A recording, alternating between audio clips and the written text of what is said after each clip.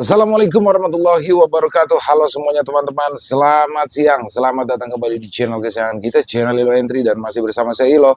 Dimanapun teman-teman berada, semoga teman-teman selalu dalam keadaan sehat walafiat, tanpa kekurangan satu apapun. Amin amin ya robbal alamin. Dan di tengah hujan yang mengguyur kota Jakarta dan sekitarnya, saya akan membawakan satu kisah dari Lia Maya. Dan kisah kali ini akan membahas tentang pasangan muda ya, Rima dan Kunchoro, yang mana mereka baru membeli satu unit rumah di sebuah desa yang agak terpencil nih teman-teman nih.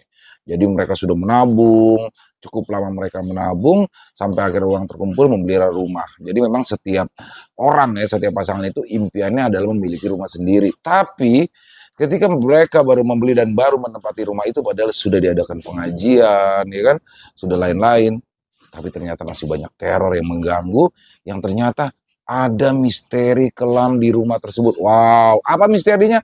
Pasti penasaran kan?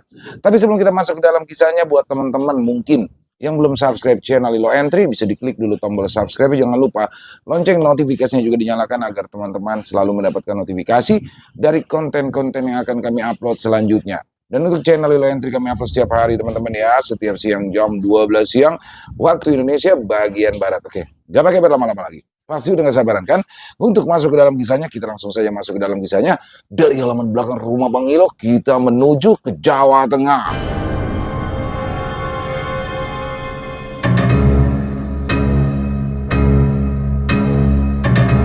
Rumah setan di Pemalang, Jawa Tengah. Bertahun-tahun menabung, kini akhirnya Kunchoro dan Rima bisa membeli rumah bekas layak huni di area desa Lantung, Jawa Tengah. Hari itu, dengan bersemangat mereka pun pindah dari kontrakan ke rumah yang baru mereka beli. Mas, gitu begitu guys ya, ucap Rima bersemangat. Ya dek, hari itu Rima dan Kunchoro sangat sibuk membersihkan rumah baru mereka. Tak terasa sampai sore hari baru selesai.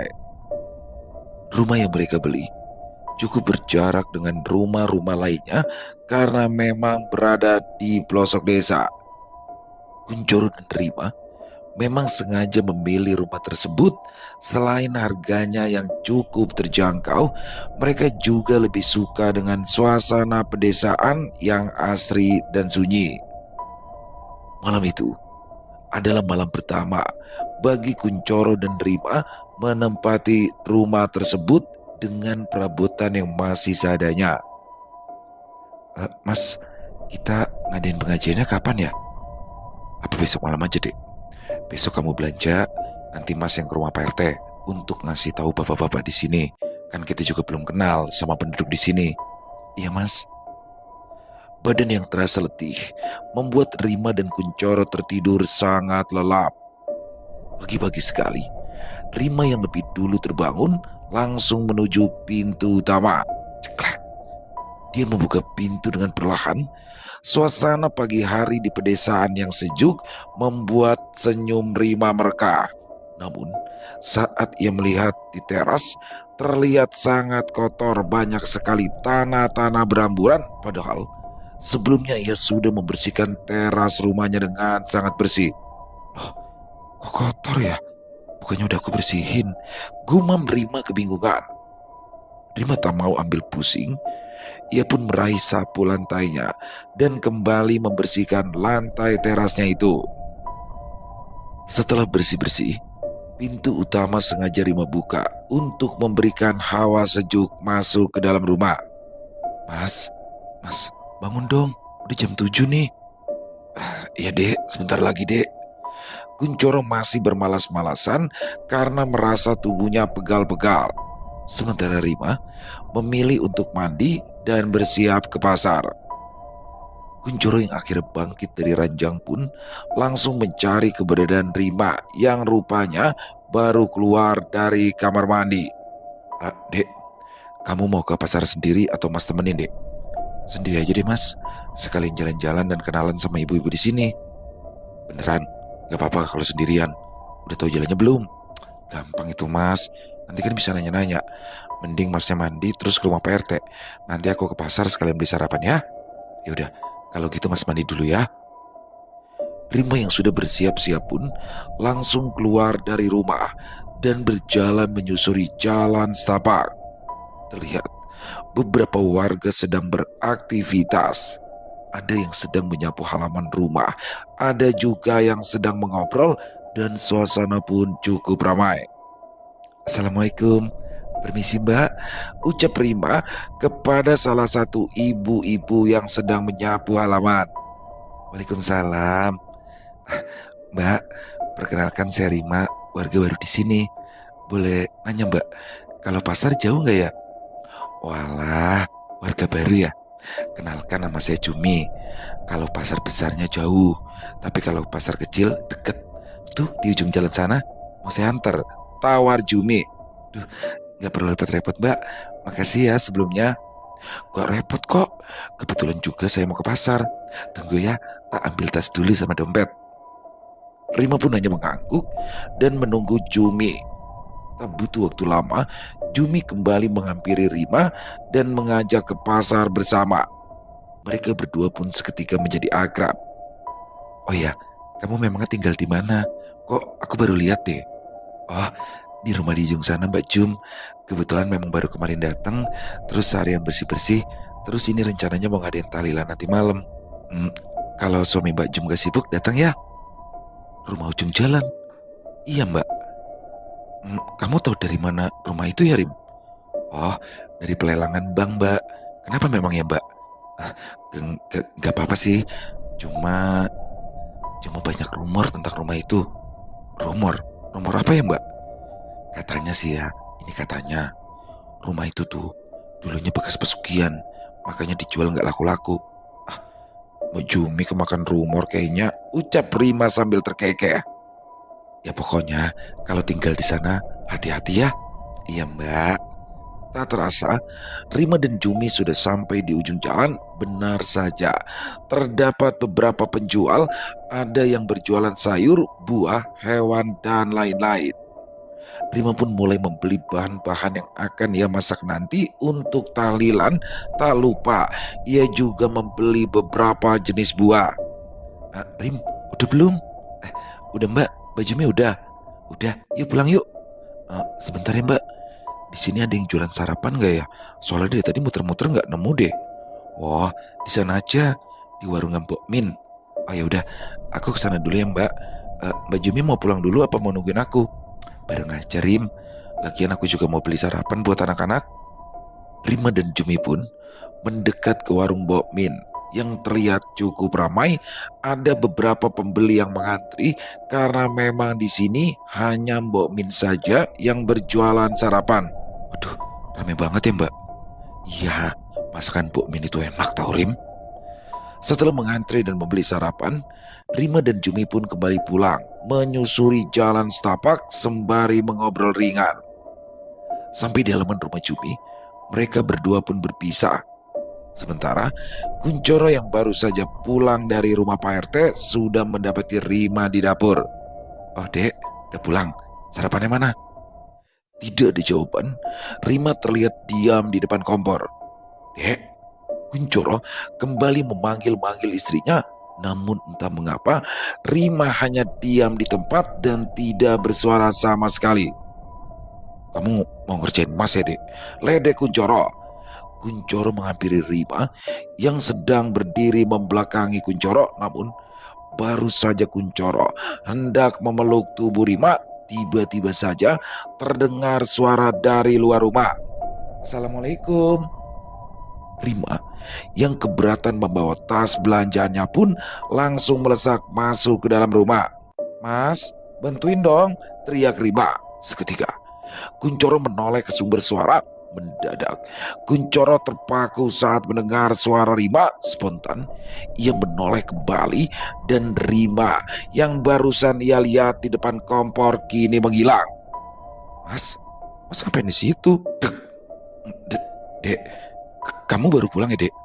Ya iyalah mas, emang kamu gak lihat apa ini aku bawa banyak belanjaan?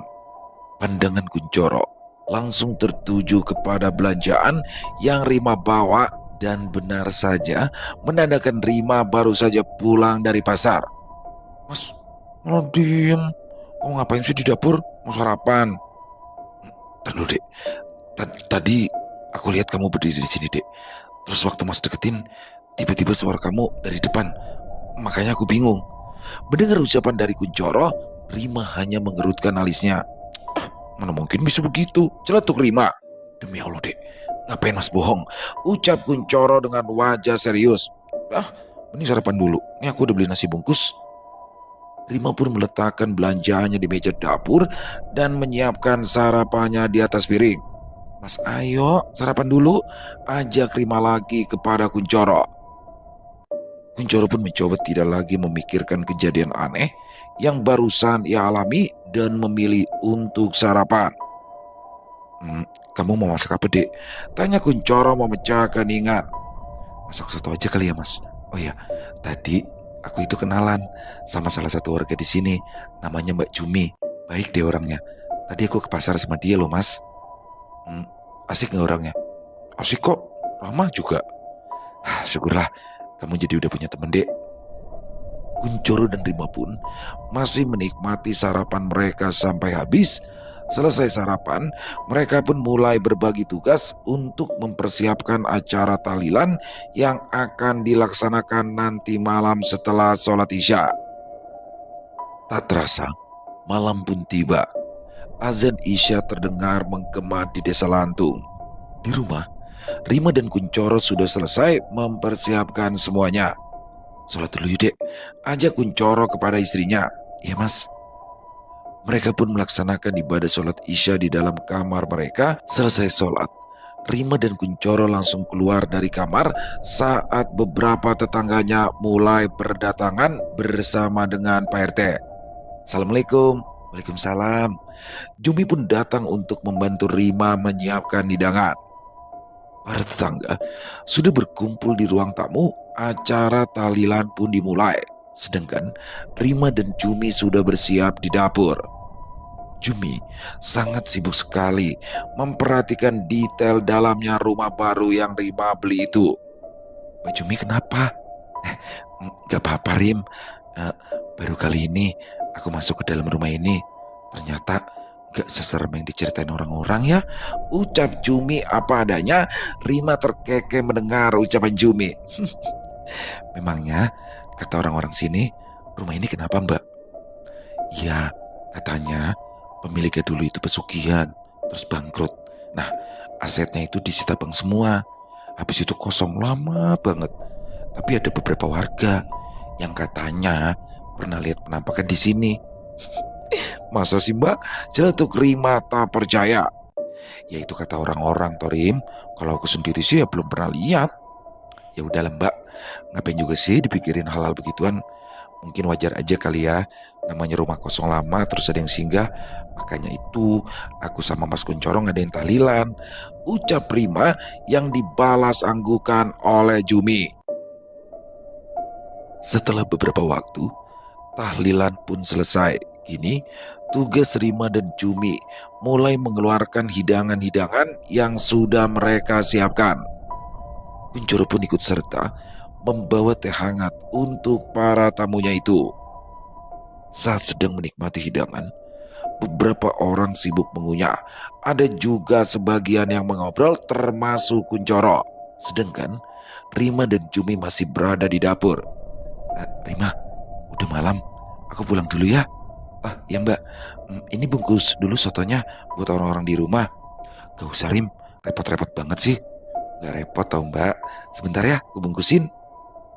Rima membungkus 4 soto untuk dibawa Jumi pulang dan Jumi pun pulang melewati pintu belakang. Rima yang belum memasang lampu di area belakang pun terlihat cukup gelap. Seketika membuat bulu kuduk Jumi meremang. Jumi merasa ada hawa lain menyeruak saat pintu dibuka dan seperti ada yang mengawasi dirinya dari kejauhan. Karena suasana mulai tak nyaman, Jumi buru-buru melangkahkan kakinya untuk pulang. Sementara itu Rima, ia kembali menutup pintu belakang dan memilih untuk memainkan ponselnya. Di ruang tamu, ada beberapa orang yang sudah pulang, hanya tinggal Pak RT dan 2 orang lagi, yakni Pak RW dan Pak Watno. Semoga betah ya di desa ini Kuncoro. Kalau di sini itu jangan sungkan-sungkan, saling gotong royong, ucap Pak RW. Oke Pak. Oh ya Mas, kamu ini beli rumah ini dari siapa ya Mas Kuncoro? Tanya Pak Watno penasaran. Oh, dari pelelangan bank Pak. Walah, soalnya ya, ini rumah sudah cukup lama kosong. Gak ada yang beli. Banyak rumor beredar tentang rumah ini. Celetuk Pak Watno. Rumor? Rumor apa ya Pak? Tanya Kuncoro penasaran. Katanya, pemiliknya dulu itu pesugihan di rumah ini. Hah, tapi itu hanya rumor, Kuncoro. Sudah tenang aja, jangan diambil pusing. Timpal Pak RT. Ya, semoga saja hanya rumor. Lagi pula, saya dan istri ini kan beli rumah ini dengan niat baik. Pakai uang hasil jerih payah kami, nabung juga bertahun-tahun. Ya, sering-sering saja ibadah. Soalnya rumah ini kan sudah pernah kosong lama. Usul Pak RW. Oke Pak, rencananya juga begitu kok. Setelah puas mengobrol, Pak RT, Pak RW dan Pak Watno dengan serentak berpamitan pulang. Kini, rumah itu pun kembali hening, tak ada suara obrolan. Dek, teriak Kuncoro memanggil. Rima yang mendengar namanya dipanggil pun langsung bangkit dari duduknya dan berjalan menuju ruang tamu. Rupanya semua tetangga sudah pulang. Udah pada pulang semua ya Mas? Tanya Rima. Ya Dek, ayo bantu Mas beres-beres. Seperti biasa, Rima dan Kuncoro berbagi tugas untuk membersihkan bekas hidangan tahlilan. Tak terasa, jarum jam sudah menunjukkan pukul 10 malam, namun mereka berdua masih berkutat dengan pekerjaan rumah. Dek, bagian Mas udah selesai, udah rapi semua ya. Mas ke kamar duluan ya, capek banget. Ya Mas, udah sana istirahat, ini aku juga bentar lagi kok. Kuncoro yang sudah sangat kelelahan pun melenggang ke kamar, sementara Rima masih sibuk mencuci piring. Tak terasa, waktu sudah menunjukkan pukul 11 malam. Rima yang baru selesai pun hendak mandi dan beristirahat. Mandi dulu biar seger, biar tidurnya nyaman, gumam Rima sembari melenggang masuk ke dalam kamar mandi. Terdengar suara gemericik dan guyuran air memecah keheningan rumah. Rima menghentikan aktivitasnya sebentar. Ia kembali fokus dengan suara yang barusan ia dengar. Kayak ada yang manggil deh, gumam Rima. Prang! Astaga, terdengar benda terjatuh seperti panci. Rima yang mendengar hal tersebut buru-buru menyelesaikan aktivitas mandinya dan langsung keluar untuk mengecek. Benar saja, panci-panci yang barusan ia susun dengan rapi kini berantakan beramburan di lantai dapur. Rima yang melihat hal tersebut hanya mengembuskan nafas kasarnya. Kayaknya banyak tikus deh di rumah ini. Capek-capek bersih-bersih malah berantakan lagi. Keluh Rima yang masih menggunakan handuk saja. Ia pun mulai memunguti panci-panci tersebut dan meletakkannya di tempat semula. Setelah semuanya beres, Rima berjalan menuju kamar dan terlihat Kuncoro sudah tertidur sangat pulas. Rima pun langsung meraih baju tidurnya dan ikut tidur di samping Kuncoro. Malam berlalu begitu saja. Tidak terasa, waktu sudah menunjukkan pukul 4 pagi. Azan subuh terdengar berkumandang, namun karena kelelahan membuat Rima dan Kuncoro tidak mendengarnya. Pukul 6 pagi, Rima yang baru saja terbangun terkejut saat melihat jam sudah menunjukkan pukul 6 pagi. Ya Allah, aku kangen denger azan subuh ya. Saat turun dari ranjang, Rima pun langsung membuka pintu utama seperti biasa. Hawa sejuk menyeruak masuk ke dalam rumah. Namun, terjadi lagi hal seperti kemarin.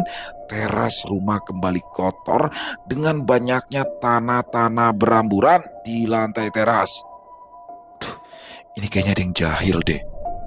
Rima yang tidak suka kotor pun langsung meraih sapu dan mulai membersihkan teras rumah. Tak lupa juga, ia membersihkan setiap ruangan di dalam rumah. Saat berjalan ke dapur, Rima mendapati sesuatu yang tak terduga. Dia melihat ada beberapa ekor cicak yang mati di lantai dapur dan membuat Rima bertanya-tanya. Kok aneh deh, banyak banget cicak yang mati ya, gumam Rima kebingungan. Tanpa pikir panjang, Rima pun menyapu bangkai cicak tersebut keluar. Selesai membereskan perial bangkai cicak, kini Rima mulai berkutat dengan kompornya. Ia membuat sarapan pagi yang simpel, yakni nasi goreng. Nasi sisa semalam saat menghidangkan soto untuk para tetangga.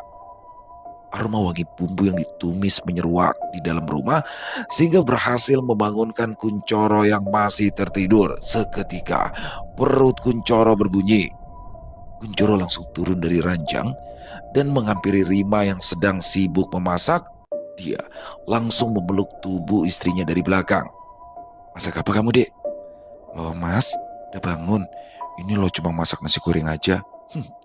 Wangi banget aromanya, makanya mas sampai kebangun deh. Kuncoro lalu melepaskan pelukannya dan meraih gelas di meja untuk minum.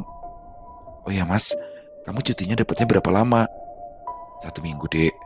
Nanti kalau mas sudah mulai sibuk kerja, kamu sering-sering aja ajak Mbak Jumi main kesini buat temenin kamu.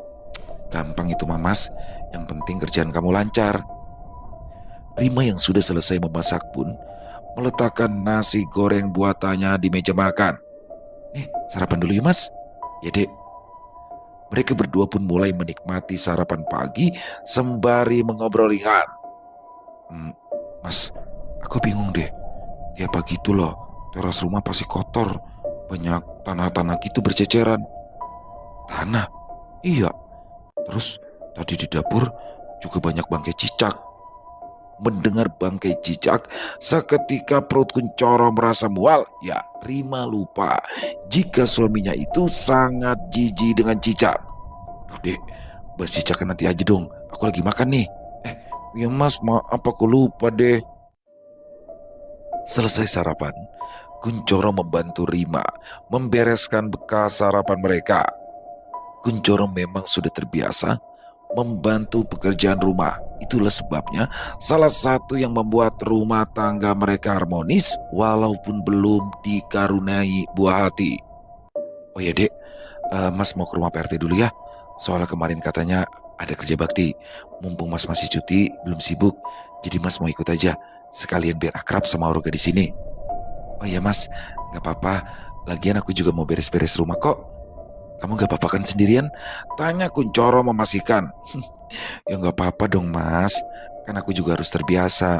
Nanti kalau mas sudah mulai kerja gimana? Kan tiap hari aku juga bakal sendirian terus. Iya juga ya. Yaudah, kalau gitu mas jalan dulu ya.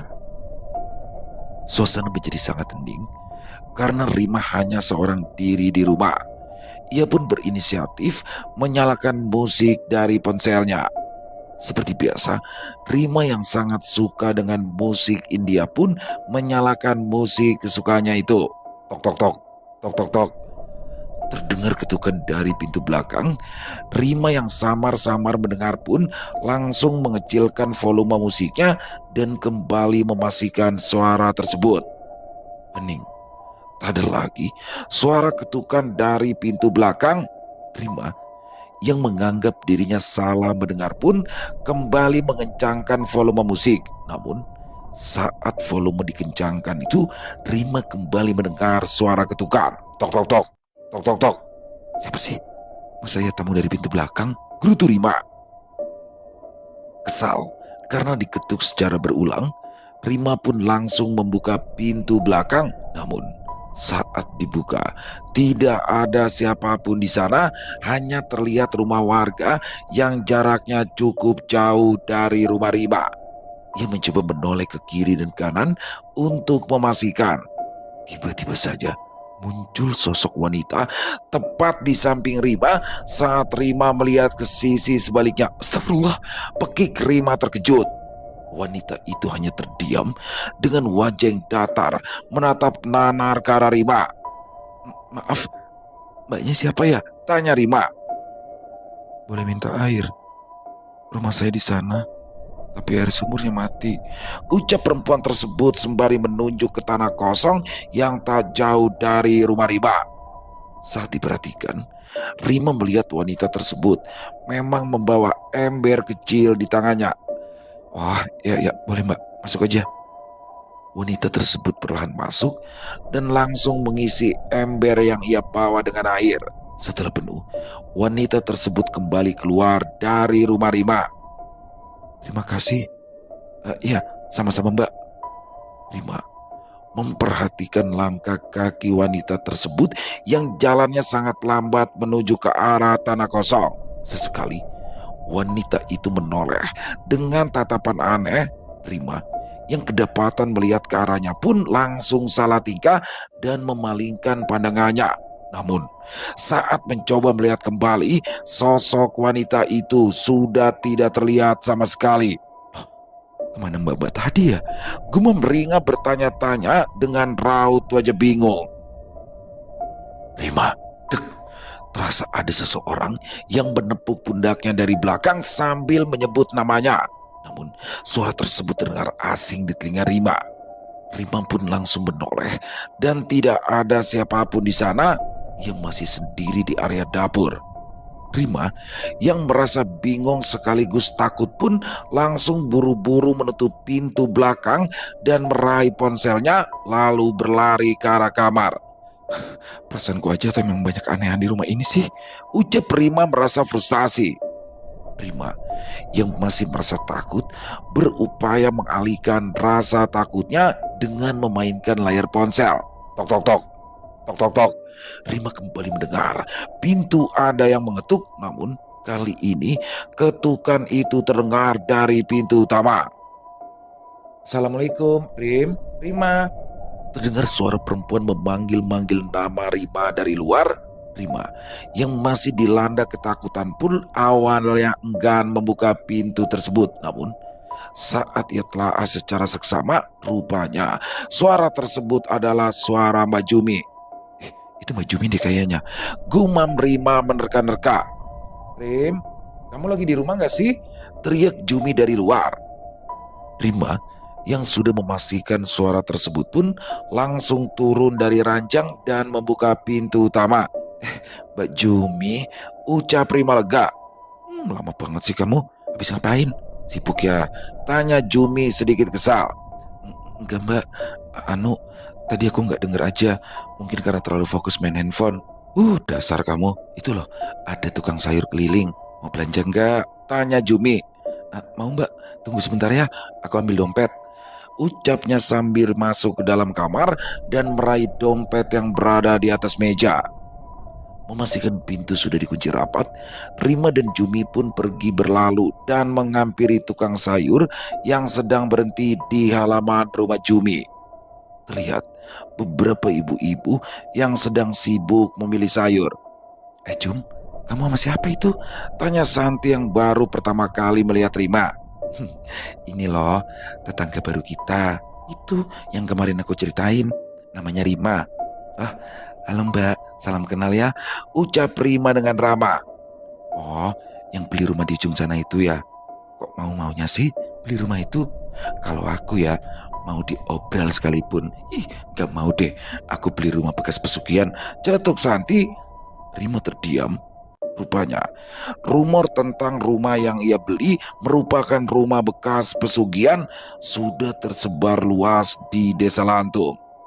Rima yang merasa canggung hanya tersenyum kaku menanggapi ucapan Santi, sementara Jumi memberi kode kepada Santi agar tidak terlalu barbar dalam berbicara. Udah, jangan dipikirin omongan Santi, dia memang begitu orangnya, ucap Jumi berbisik pada Rima. Rima hanya mengangguk pelan dan mulai memilih sayuran yang hendak ia masak hari ini. Selesai membeli sayur, Rima pun langsung berpamitan kepada Jumi dan beberapa ibu-ibu yang masih berbelanja. Kayaknya soal rumor itu harus aku bahas deh sama Mas Kuncoro, batin Rima. Sesampainya di depan rumah, Rima terkejut mendapati pintu rumah yang sudah terbuka sebagian, padahal ia masih ingat betul sebelum dirinya pergi, ia sudah mengunci pintu rapat-rapat. Loh, kok kebuka ya? Apa Mas Kuncoro udah pulang ya? Tapi kok nggak ada sendalnya? Gumam Rima merasa bingung.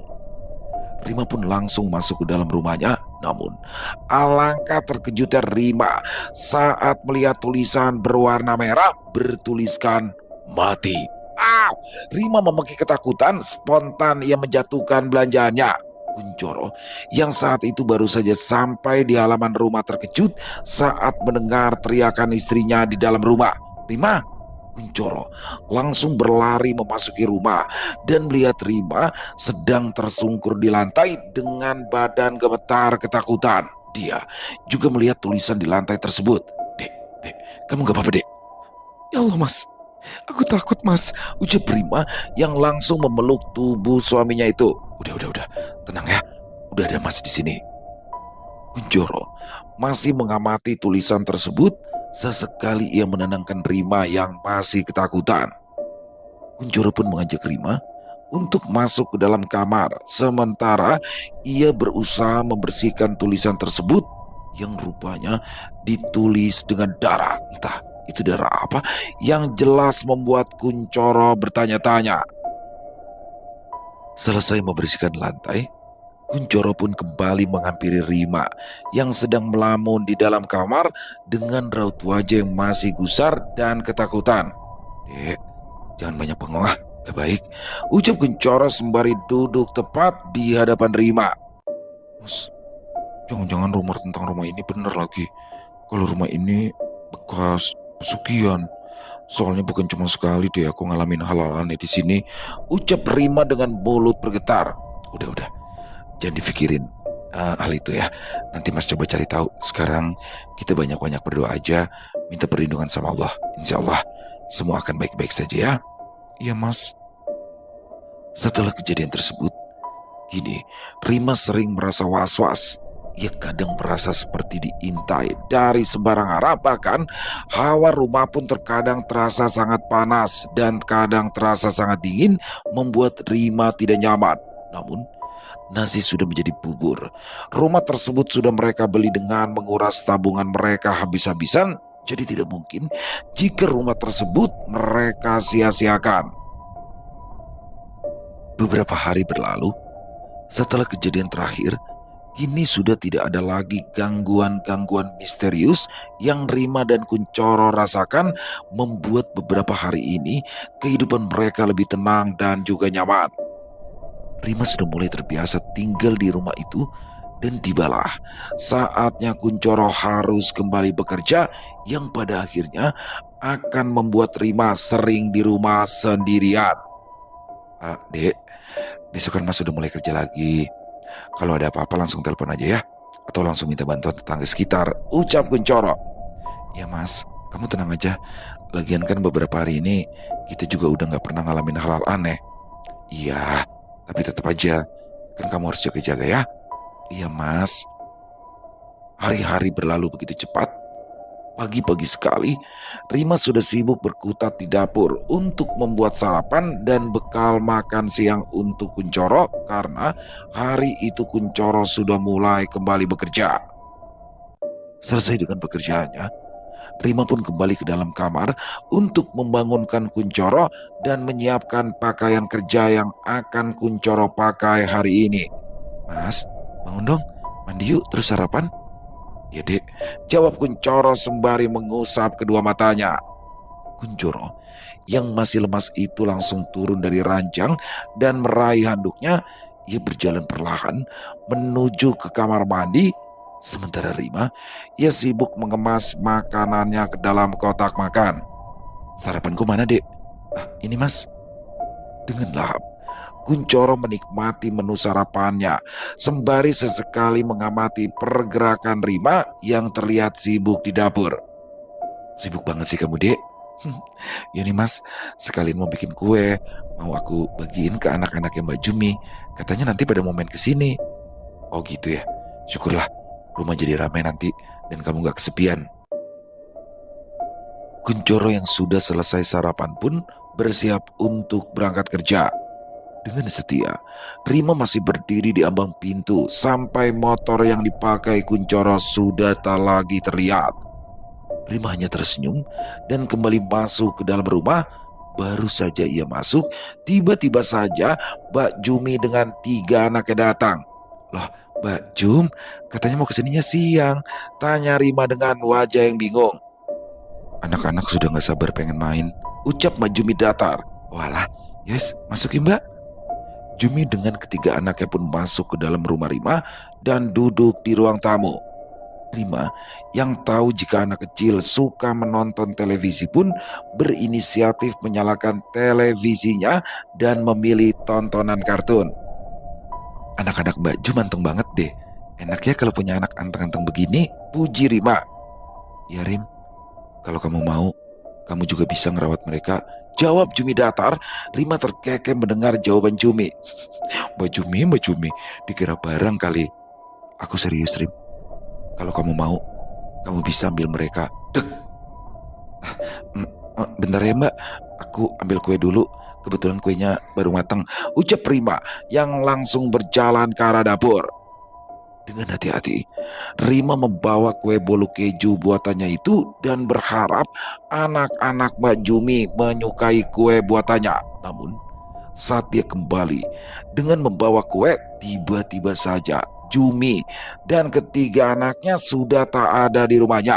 Hanya ada televisi yang menyala. Loh, kemana Mbak Jumi sama anak-anaknya ya? Gumam Rima bertanya-tanya. Ia mencoba mengecek di halaman rumah. Barangkali anak-anak Mbak Jumi tidak betah di rumahnya. Namun tidak ada siapapun di sana. Hanya ada keheningan. Rima pun berupaya berpikir positif dan akan membawakan kue tersebut langsung ke rumah Mbak Jumi. Pukul 11 siang, Rima dengan hati-hati mengemas kuenya dan membawanya ke rumah Jumi dengan berjalan kaki. Sesekali, ia bertemu dengan warga lain dan saling menyapa. Assalamualaikum Mbak Jumi. Waalaikumsalam. Rima, sini masuk Rim. Ya Mbak Jumi. Mbak Jumi tadi belum selesai berbicara, Jumi langsung memotong pembicaraan Rima. Rim, maaf ya, tadi aku belum sempat main ke rumah kamu. Padahal aku janji, soalnya anakku yang sulung itu mendadak demam. Dek. Rima terdiam mendengar ucapan Mbak Jumi. Jika bukan Jumi yang datang tadi, lalu siapa yang sebelumnya datang ke rumahnya? Bu, aku mau jajan dong, ucap anak kedua Jumi yang saat itu tiba-tiba datang dari dalam, disusul dengan anak yang bungsu juga ikut meminta uang jajan.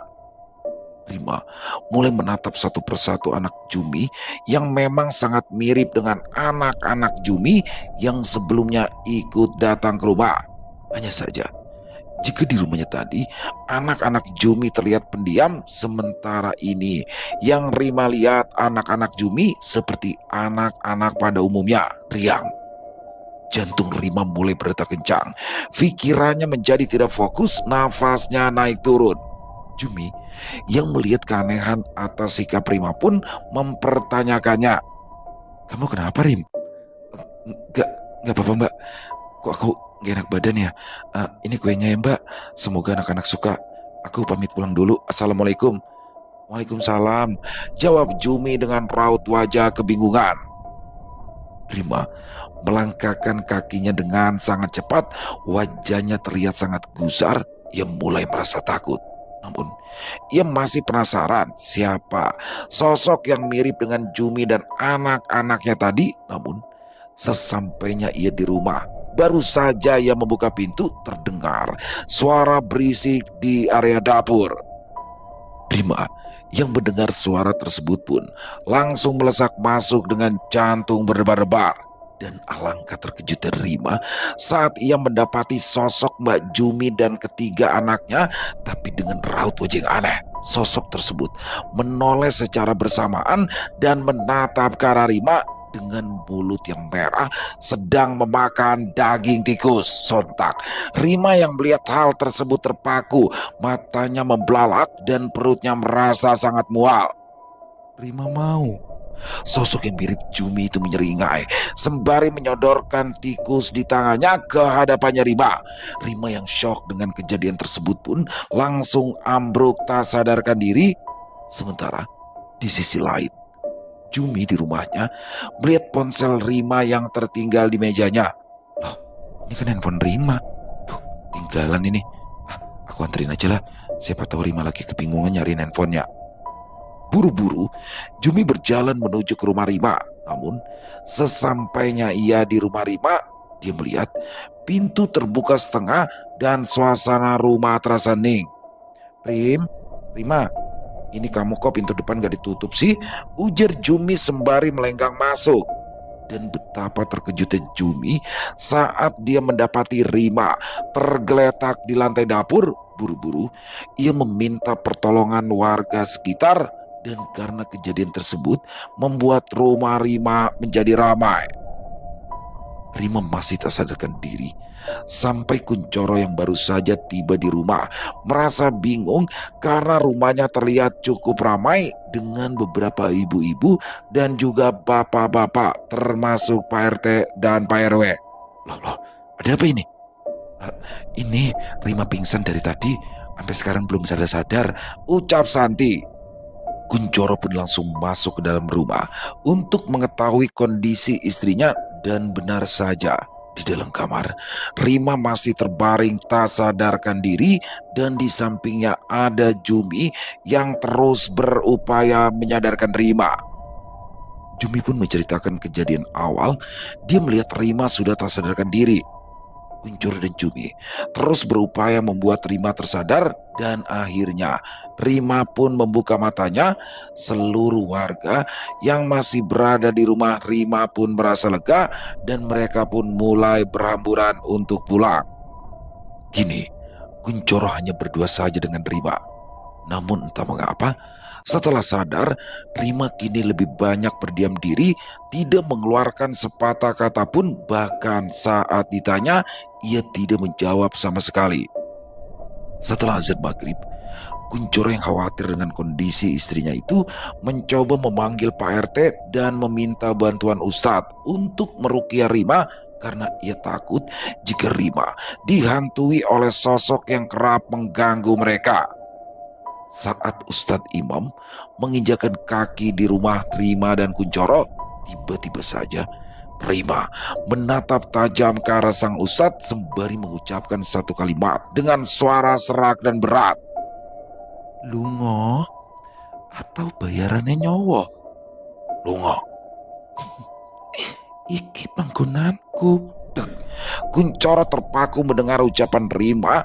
Sesekali Rima mendesis selayaknya ular dan menjulurkan lidahnya.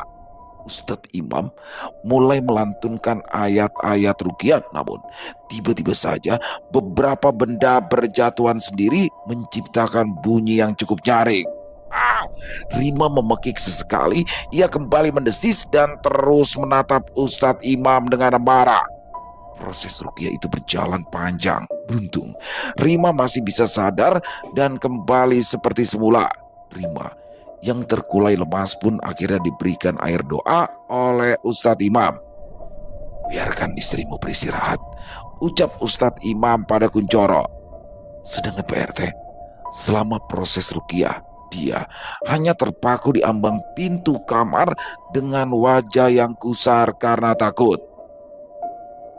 Kini di ruang tamu, Kuncoro, Ustadz Imam dan Pak RT mengobrol secara serius. Ustadz, sebenarnya ada apa ya ini ya? Rumah ini auranya sudah sangat gelap. Sebenarnya bisa saja kalian bertahan di sini kalau kalian siap dengan kejadian-kejadian seperti ini. Mereka yang tinggal lebih dulu tinggal di sini merasa rumah ini milik mereka.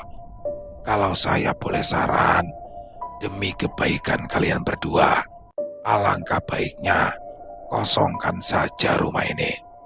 Tapi kalau kalian masih mau bertahan juga ndak apa-apa. Tapi sering-sering saja rumah ini untuk ibadah. Jelas Ustadz Imam dengan detail.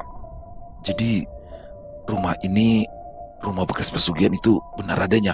Tanya Kuncoro yang hanya dibalas anggukan oleh Ustadz Imam. Kalau saran saya, lebih baik kamu sama istri kamu pindah saja dulu. Takutnya nanti terjadi hal-hal yang tidak diinginkan. Timpal Pak RT. Kuncoro terdiam sejenak. Jika dirinya dan Rima pindah, itu berarti dia harus mengikhlaskan rumah yang dibeli dari hasil tabungannya. Namun, jika ia tetap bertahan, dia tidak tahu ke depannya akan mengalami hal-hal yang jauh lebih buruk. Setelah selesai berdiskusi, Ustadz Imam dan juga Pak RT berpamitan kepada Kuncoro dan meminta Kuncoro untuk memikirkannya matang-matang. Suasana kembali hening. Kuncoro yang masih takut pun menyalakan lantunan ayat suci Al-Quran dari ponselnya.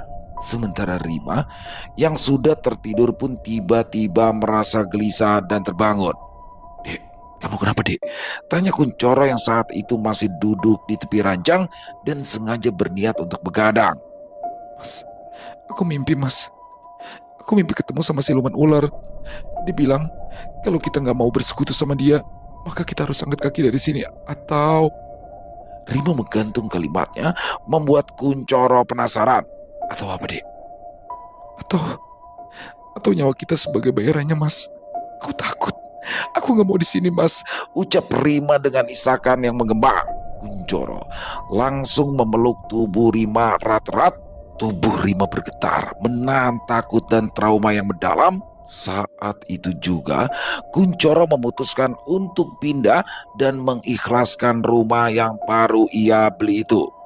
"Kita pindah, Dek, demi keselamatan kita," ucap Kuncoro yang dibalas anggukan oleh Rima. Setelah kejadian tersebut, Kuncoro dan Rima pun pindah. Mereka pun berpamitan kepada warga sekitar. Mereka berdua pun kembali melanjutkan hidup di kota dengan mengontrak rumah sederhana. Sementara rumah di desa tersebut mereka hibahkan jika suatu saat Ustadz Imam dan warga sekitar ingin membangun musola atau tempat untuk mengaji. Selesai. Wow, luar biasa kisah dari Lia Maya, Kuncoro dan Rima. Akhirnya nggak tahan dia menghadapi teror-teror yang menyeramkan itu. Dan kalau menurut saya nih ya, tapi nggak tahu nih, teman-teman nanti bisa nulis di komentar nih, bagian teror mana sih yang paling mengerikan. Tapi kalau menurut saya ya udah nggak salah lagi.